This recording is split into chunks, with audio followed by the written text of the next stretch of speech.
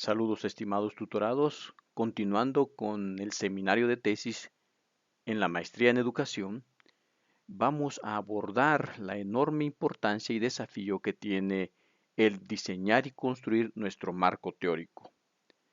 Bien, vamos a reconocer que el marco teórico, si ustedes se dan cuenta, es la tercera fase del proceso de investigación e incluye tareas como la revisión de la literatura y la adopción de una teoría o desarrollo de una perspectiva o de referencia.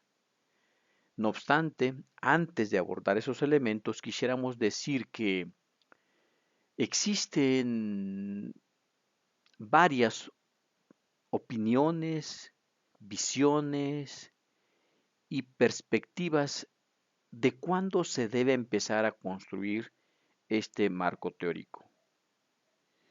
Y definitivamente hay puntos de vista encontrados, pero nosotros queremos ofertarles que sería pertinente que nosotros em, iniciésemos a revisar la literatura, a buscar qué hay desde la primera fase, desde la generación de las ideas. ¿Por qué?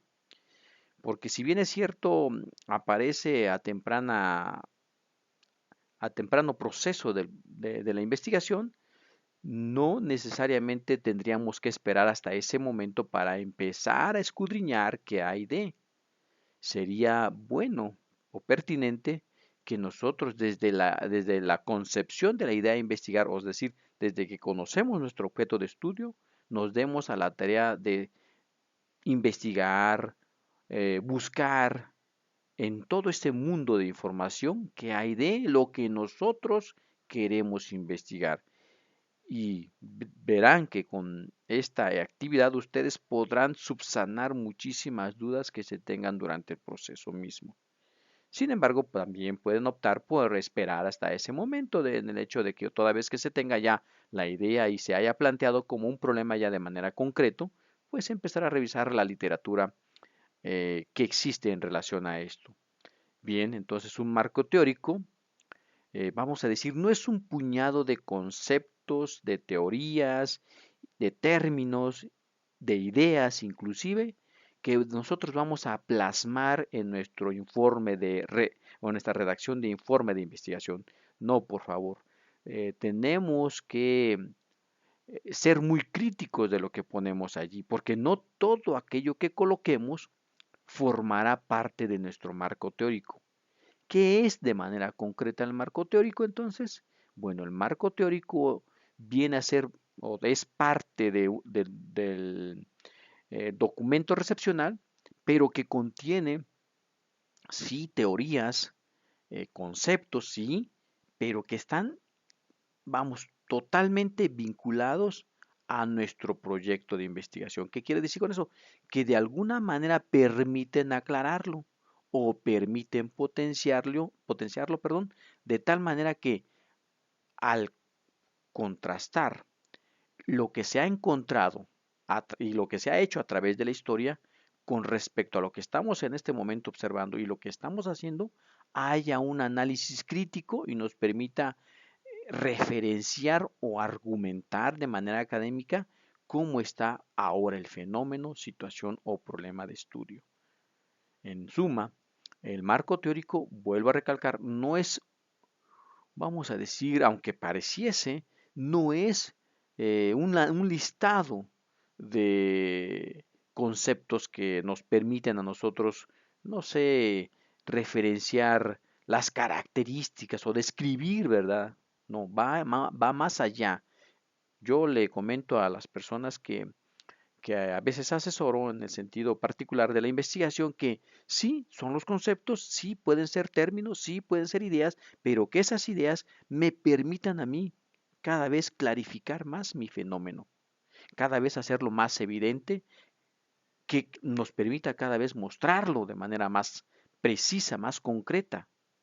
Y ello pues no podemos decir qué elementos son, dado que dependiendo de la investigación que se esté realizando, serán los elementos del marco teórico que deberán incluir. Es decir, no existe una receta de cocina para ello. Se tendrá que ir descubriendo toda vez que se está abordando. Bien, entonces, esta fase de la construcción del marco teórico tiene básicamente dos pasos. Uno se llama revisión de la literatura y la otra adopción de una teoría. ¿Qué se hace en el primer paso que se llama revisión de la literatura? Bueno, pues de manera muy precisa se busca, toda vez que se tiene el objetivo, aquellos elementos substanciales que vendrían a ser el objeto de estudio y una parte o bien toda la problemática, es lo que yo comento. Es decir, el objeto de estudio, unirlo en alguna fraseología junto con mi problemática que abordaré y en ese sentido construir o buscar, mejor dicho, todo aquello que me sirva para aclarar mi fenómeno. Por ejemplo, si recordásemos en los videoclips anteriores, vimos cómo se diseña y se construyó un objetivo. Si nosotros analizamos ese objetivo, lo observamos detenida y muy minuciosamente, nos daremos cuenta y descubriremos el objeto de estudio. Inclusive en el videoclip anterior, en alguno de ellos, lo marcamos y también marcamos la problemática. Entonces, eso es lo que yo buscaré en libros, en revistas y en artículos científicos, en internet inclusive. Pero tenemos que ser muy minuciosos al elegir la fuente. No cualquier documento que exista en internet puede ser una fuente confiable. Es muy importante que ustedes ya a este nivel de maestría sean muy críticos con las fuentes que ustedes adoptan. Se les encomia a utilizar las revistas científicas, libros, investigaciones hechas por gente pues reconocida en el ámbito de la educación, para ser más precisos, y sobre todo algunas personas que son expertas en el tema o la temática. En ese sentido, vamos a denotar cuáles son las fuentes primarias. Las fuentes primarias es, eh, hablando coloquialmente, es la fuente, vamos, inicial del conocimiento de la información. Es decir, si tuviéramos que analizar un fenómeno que está siendo investigado por algún investigador en este momento y que él tiene, no sé, 20, 25, 30 años trabajando o abordando esa temática, él sería nuestra fuente primaria. Sí, entonces, acuérdense o recordemos, la fuente primaria, en todo caso, puede no ser un libro, sino la persona misma que está investigando sobre el fenómeno u objeto de estudio.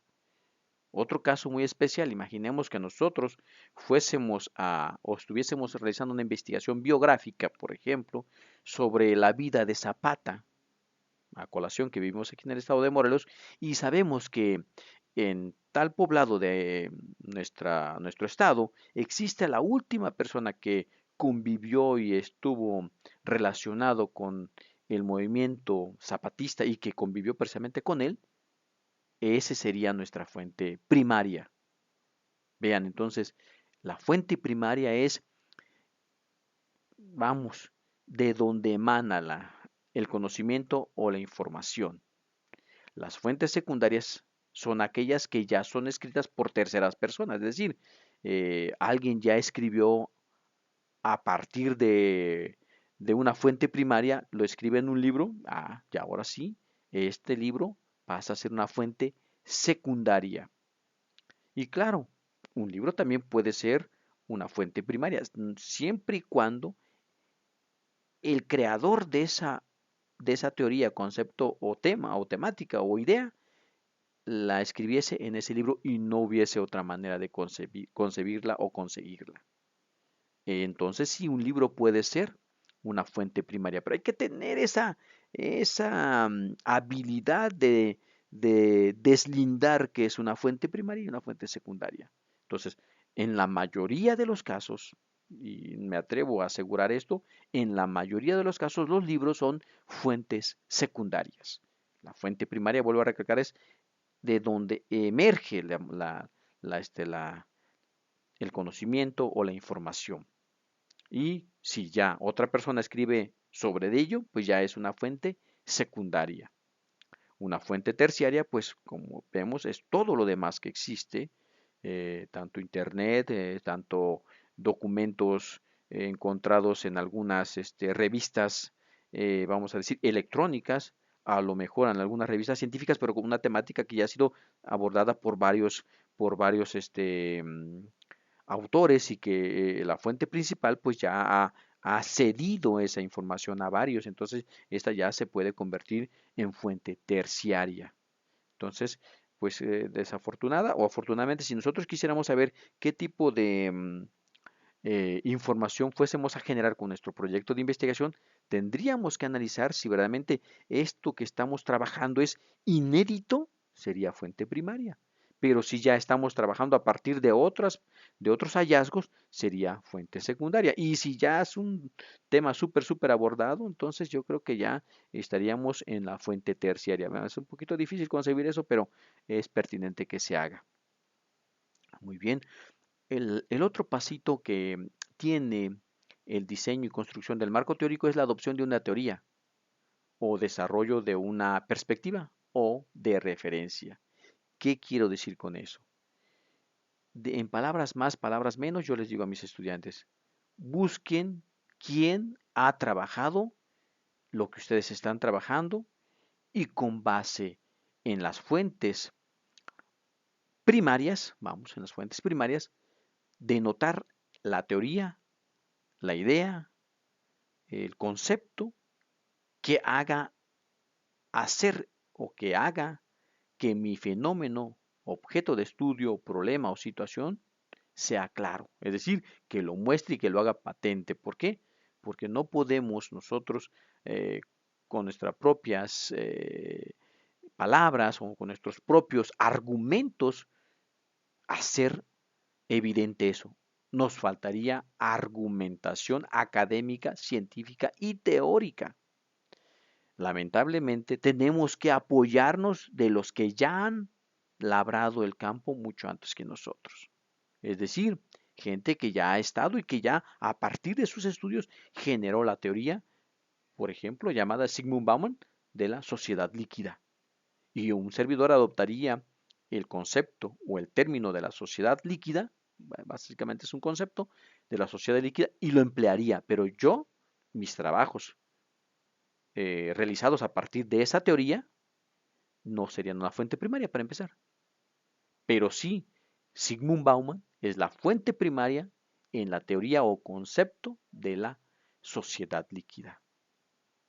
Espero que esta manera de interpretar, a lo mejor, no sé, un tanto cuanto coloquial, les permita a ustedes tener mayor claridad en función de denotar una teoría y adaptarla. Entonces yo tomaría la teoría de la sociedad líquida y a partir de ella la intención es que clarifique mi problema, haga evidente que un servidor está asegurando que la sociedad ha cambiado muchísimo durante los últimos 30, 40 años y que ya no se comporta como un ente social totalmente delimitado y totalmente estructurado, sino que es algo ya líquido que eh, vamos a decir, que toma, como los líquidos, ¿verdad? O como los gaseosos, que toma el, vamos a decir, el área o vamos a decir, el cuerpo del contenedor donde está depositado. En ese sentido, así dice Zygmunt Bauman que es la sociedad actualmente. Y si un servidor quisiera adoptar esa teoría, tendría entonces que asirla al documento y hacer evidente cómo esa teoría a mí me va a permitir hacer claro que la sociedad no es la misma que hace 40 años o que ahora nos comportamos como otras sociedades o como otras comunidades o como otros territorios y que adoptamos o cambiamos de manera constante en función de esos elementos extrínsecos que llegan al ambiente de la sociedad o la comunidad.